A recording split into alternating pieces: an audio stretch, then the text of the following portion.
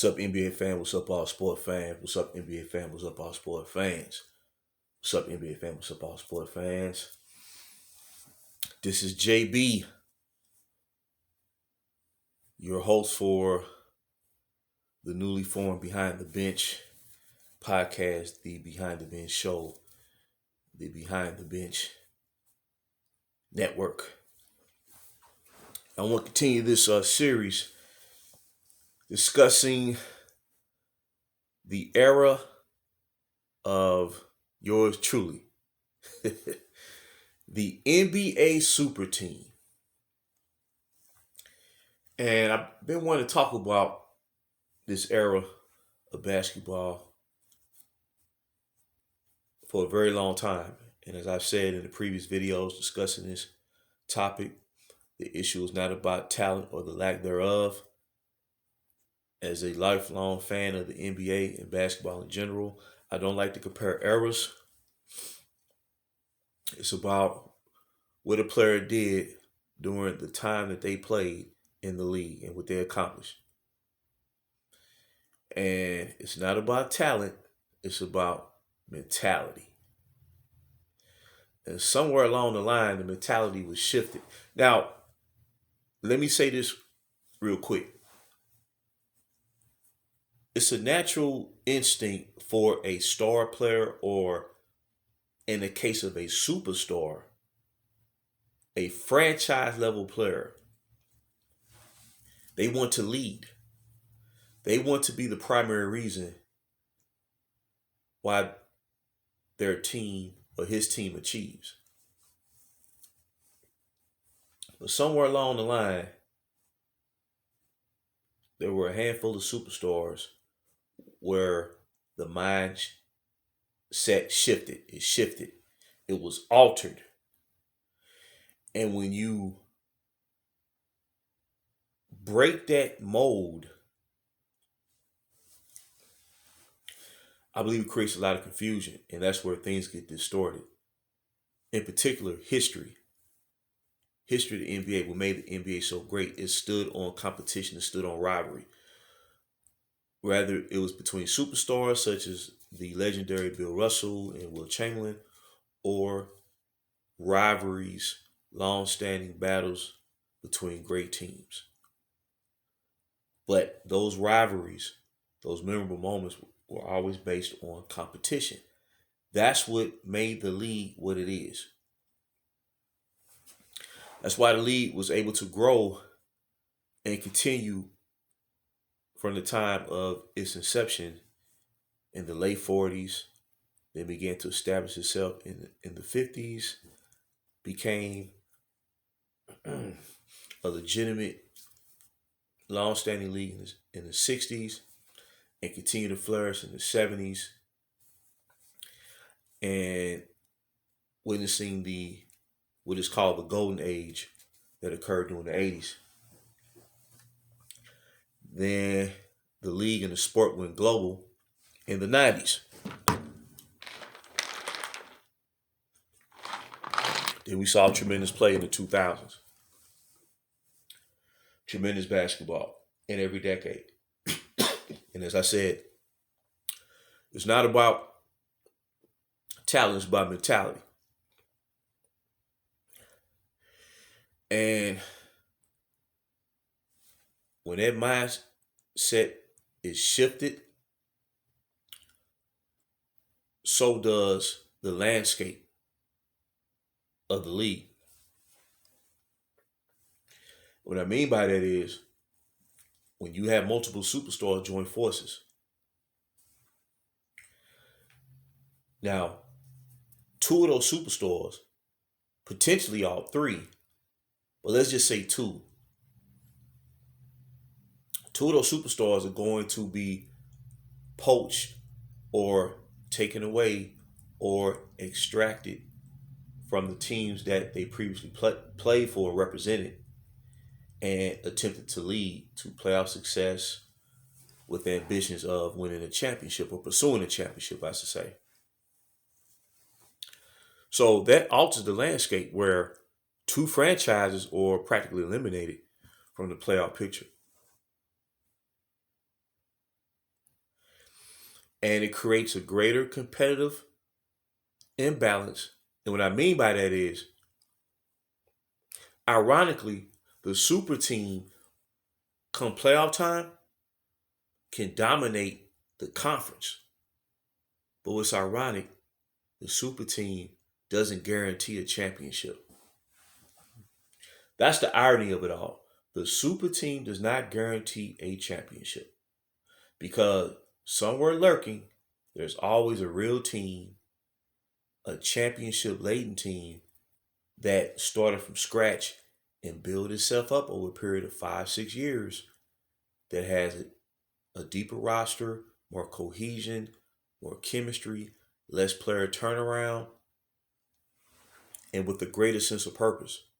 Because their real team, I guarantee you, has had to endure the struggles of playoff, I don't necessarily want to say failures, but playoff defeats and setbacks to where you have to gather yourself up and develop that resolve to move forward and improve and advance deep into the playoffs.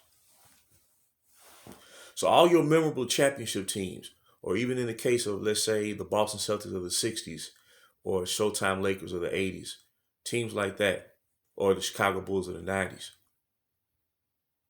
they had more long-standing runs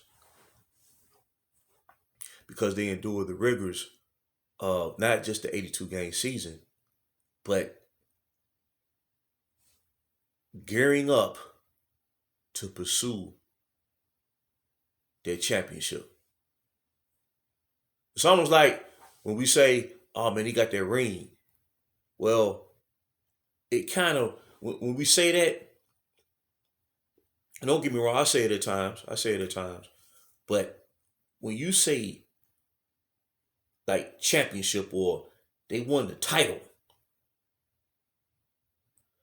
when you hear someone say they won the title, you know subconsciously that that team featuring that superstar player, I guarantee they went through years and years of struggle to get to that point.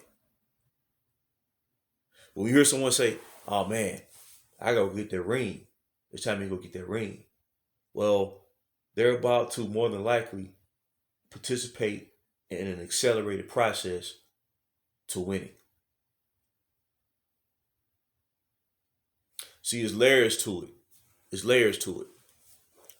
So what I'm getting at is with the super team, even though it's designed to dominate, but ironically, it doesn't guarantee that you win, which is why you're better off just building a real team to begin with.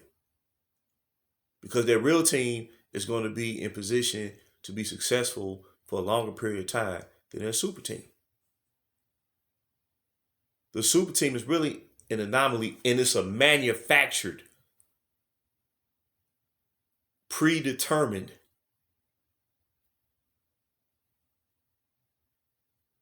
situation or alignment. Whereas a real build team is a step-by-step process. And more often than not, when you build a real championship team, the players, man, they fit together better.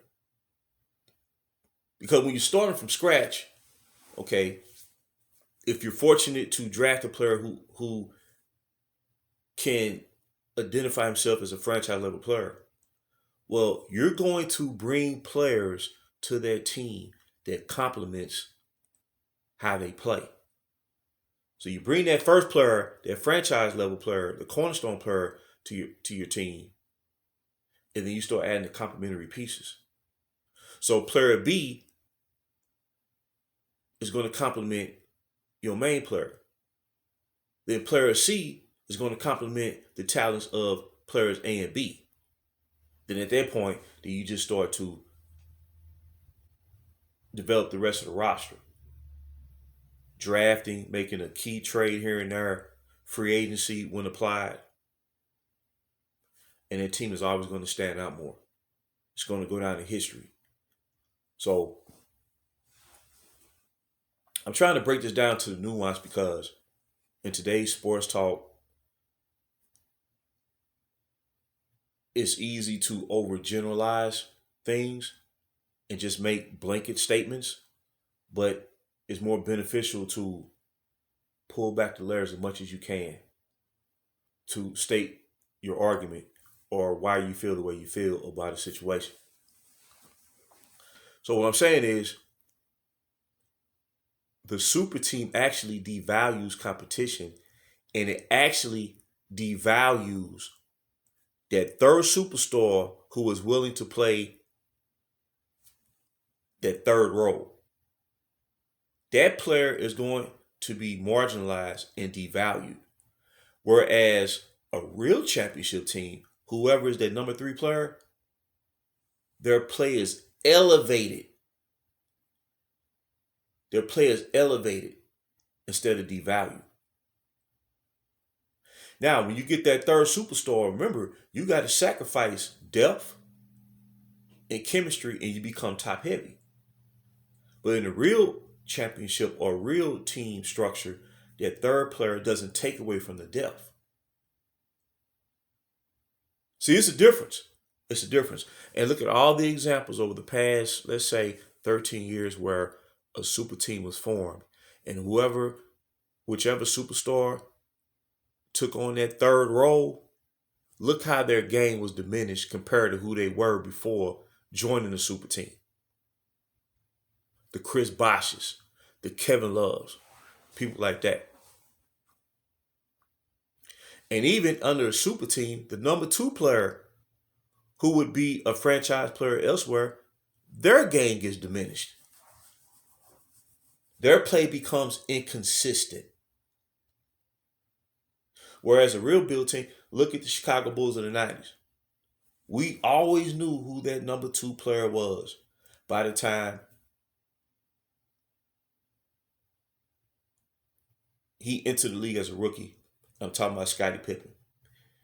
He was always, by the time he started playing a significant role for the Bulls, he was the certifiable number 2 player of the team. So his role always remained consistent. And that's why Pippen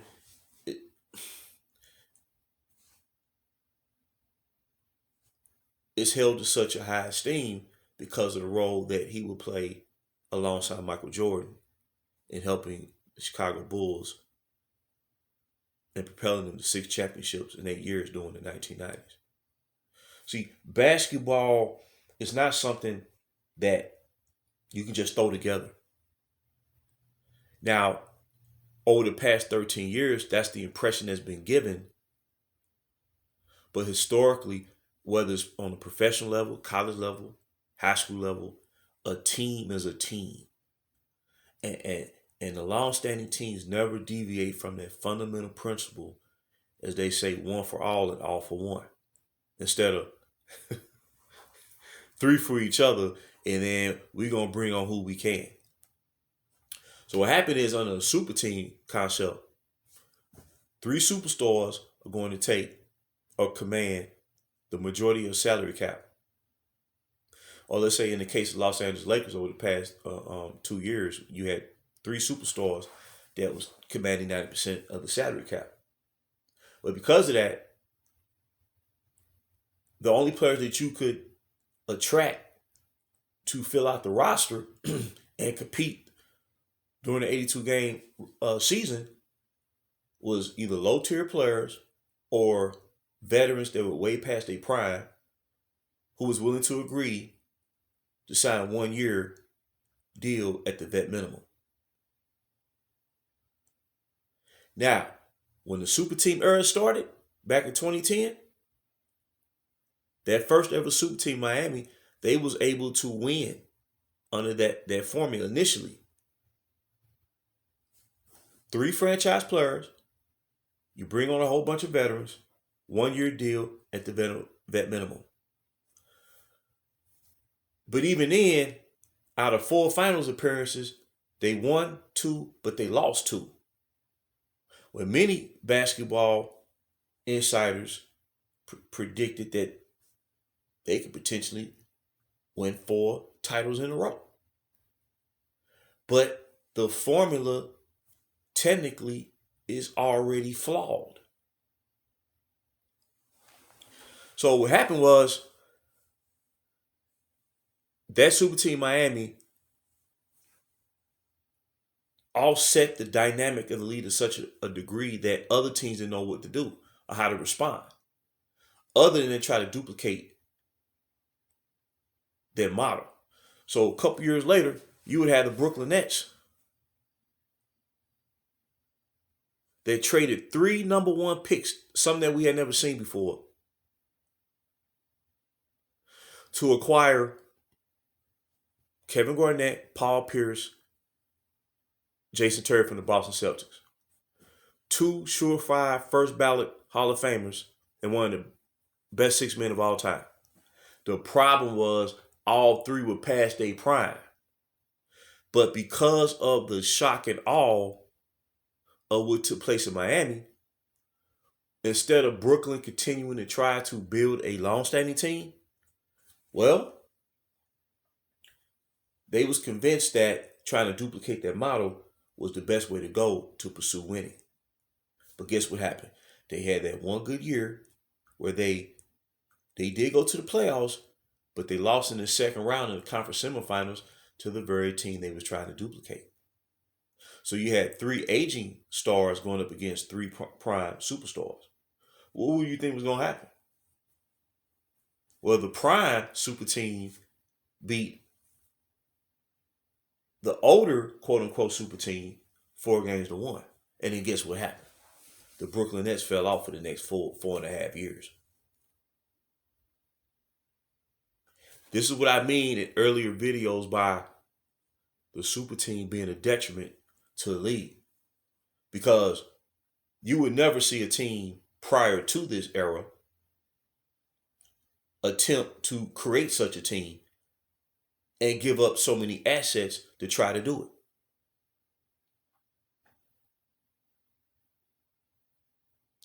So the second super team that was formed in Cleveland from 2014 to 2018, it expanded on that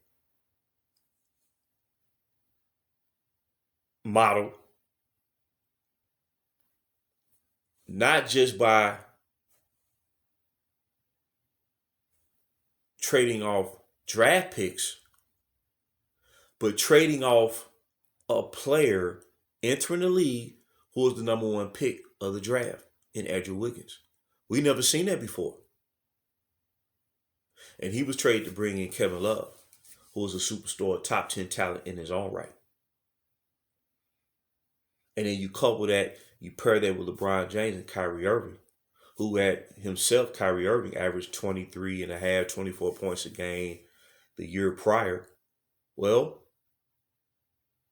structurally, fundamentally, you had Super Team 2. That would eventually feature more 3-point shooting than the 3-point shooters that was on the Miami Heat Super Team. And the offensive, if anybody going and research and compare both teams in Cleveland from 2014, 2018, particularly from 2014, 2017, and what they put together down there in Miami, that team in Cleveland was more offensively explosive, surprisingly, than the team in Miami. Then it expands infinitely when I believe who was the player who authored the super team era, he was brought to the Los Angeles Lakers, who had the trifecta of everything that you could utilize and apply to flip around to attempt to create yet another super team. You had a plethora of young, talented players, draft picks galore, and cap space that you could maximize to the tilt to create that super team. And that's exactly what he did. LBJ, LeBron James. But look where the Lakers are at now. After overhauling the roster for the past 5 years, bringing in player after player, bringing in multiple superstars over a 2 year period, which is extreme. We never seen a situation where a team is traded for two superstars in two seasons. All the talent that was drafted is gone. The cap space is practically restricted for many significant, long-standing roster uh, setup. And now, because of this accelerated mode of super teaming and embracing the win now mindset, all time win now mindset, the Lakers are operating practically in 6 month intervals. And that's no way for a team to run. And considering how the model is detrimental, that team has had one so-called successful season in 5 years when you're supposed to be in win now. So as you can see, the system has to become more extreme to try to succeed. Because if you notice, as basketball fans, more and more teams are avoiding their super team model, and instead they are relying on true player development. The players who they draft in, they develop their talents, they build them up, let them grow up a 3-4 year period. Then once those foundational players are established, then they start bringing in the complementary players. Whether it's defenders or a key shooter or building up your second unit, creating depth, and not exploiting your salary cap to such a degree where you can't really improve the team the way you need to, or the way that you want to, or the way that you could. So the more teams that embrace true development, it's going to be harder and harder for a team to embrace their super team model to achieve. So it's being eliminated through its own set of contradictions and flaws. It's being phased out naturally because it wasn't natural to begin with. Now, today's commentary will try to convince young fans, a new generation of fans, that the NBA has always had super teams. But if you look at how those teams were built back then, they were anything but. They may have played super, but that don't mean they were super team. The connotation, if you really listen to the word super team, is something that's not a true fabric of team building. Therefore, it's an anomaly. Therefore, it doesn't last long. So in year one, you have to overhaul everything that stood before. And whatever plans that you have for your team, you have to literally cast aside. Year two, that's the year where, through the super team model, you had that 1 year of true advantage versus the rest of the league. That's the year where it's designed for you to cash in and win. Year three, you start to see the cracks, because everything that you gave up previously to craft that super team, you start to miss, and the void starts to show, and the crack starts to form. And then by year four, the team folds because you have nothing to sustain it. Then you have to move on to the next spot. That's the flaw of the super team. So, in closing, it's something I wanted to talk about. I mean, I can delve into it deeper and deeper, but just on a fundamental level, the NBA needs to move on from this concept. It doesn't guarantee winning. You're better off just sticking with the plan. It may take a little longer, but as they say, patience is virtue. And if the franchise or the front office know how to scout the right players for their system, they will achieve. Then it's up to the superstar or the star player of their team to lead them to the promised land. And that's what this is all about. And it's based on competition. So if the league get back to basics and move beyond this era, as I said, it's not about the talent. It's not about saying what era had the best players, because I don't believe in saying that. Because you can only play in the era that you grew up in and happen to compete in. It's about the mentality. It's about the mentality. The mentality a lot of times can help you play above your let's say athletic ability. But when you compromise that to stack the deck, those teams that play under that MO, they don't go down in history. They don't last. Even if they win.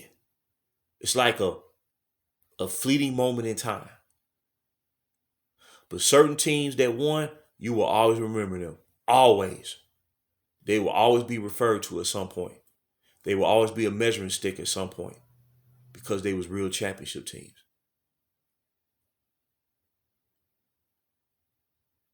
And there's been many a great champion in this league. Trust me. So I just wanted to drop that one last time. And like I said, I believe the NBA has a great future for itself. There's too much young talent out here. There's too many good teams out here to continue to try to support something that's setting the league dynamic back. Because under the super team model, we don't really get to see who's the best when it's only designed for a couple of players to benefit from. So when they came up with this term player empowerment, well, player empowerment to me is not about empowering every player in the league. It's about benefiting a handful to gain the upper hand, to create the easiest scenario to winning. And when you do that,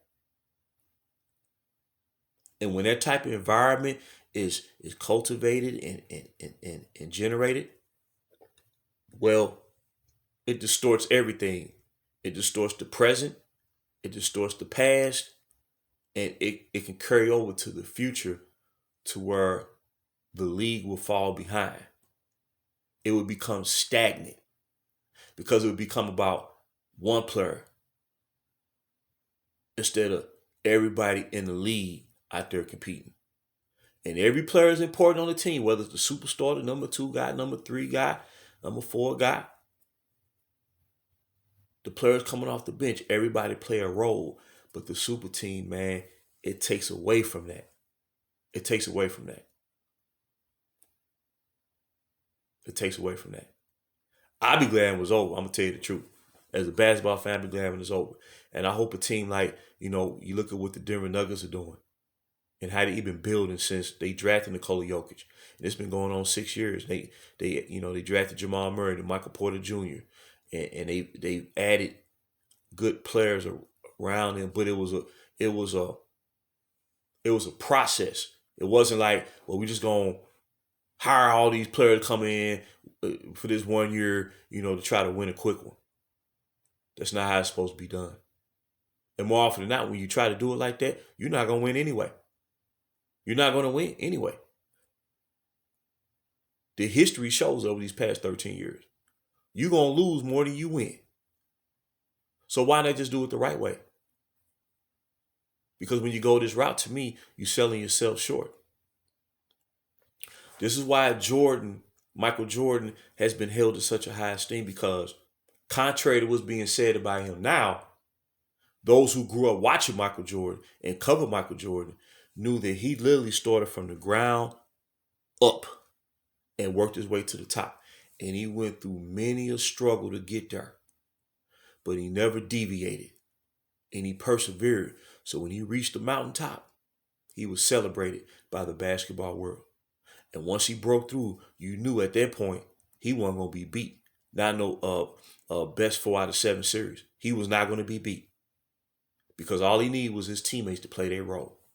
He wasn't trying to lobby to get this guy, get that guy, trade this guy off, bring in his superstar. Because he elevated everybody on the team. And that's why not only did he win 6 championships, but he went undefeated in championship play because of the mentality. The mentality. And it carried throughout the rest of the team. And his teammates picked up on that, man. And you was not going to beat him or his team in the best 4 out of 7 when he was right. I'm talking about when he was in basketball shape, not the year he returned back from baseball. But that's why I appreciate Giannis Antetokounmpo and what he did. A couple years ago when he announced that he was going to, stay in Milwaukee and try to help lead them to the championship, and he did that. And I believe that one move by Giannis helped save the NBA and has led a lot of young stars to sign extensions with their current teams to try to lead them to success. And that's what it's about, man. And then let the chips fall where they may. And that's the beauty of sport, the willingness to compete. When you try to manipulate and control the outcome by creating the least form of resistance, it takes away from that. It takes away. And that's what a super team represents to me as a basketball fan. So I just want to drop that. And as I say, I believe we're reaching the end of this era. I think it's going to be a positive for the NBA. And we're going to see a lot of great players achieve and a lot of teams, really compete and make you earn it. And the NBA can experience another great era of basketball like it did in decades past. And that's what I'm waiting for. And I believe it's right there. And I believe after this season, I believe we're going to really start to see it. And these real teams will take over. So this has been JB, host of Behind the Bench. And I will holler later.